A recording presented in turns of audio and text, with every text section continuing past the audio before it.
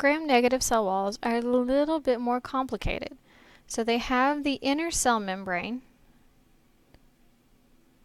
that separates the cytoplasm internal portions of the cell from the external portions of the cell.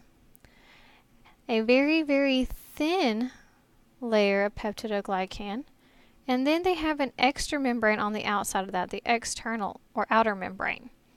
There are spaces between those membranes and the peptidoglycan layer, and between that peptidoglycan layer and that outer membrane.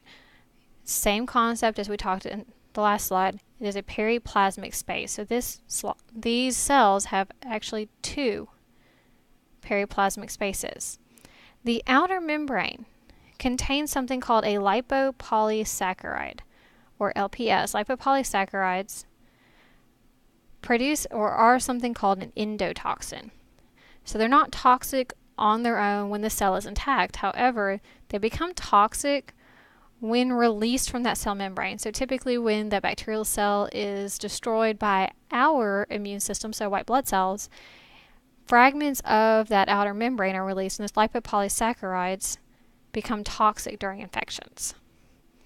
Lipopolysaccharides, or that outer membrane, can also function as receptors. They can block the immune responses, and they have a special protein called porin in the upper layer. That's what's going to help regulate movement of molecules that enter and leave the cell. So because we have all those extra layers, there's going to need to have some extra help moving substances into the cell for nutrition and waste products out of the cell.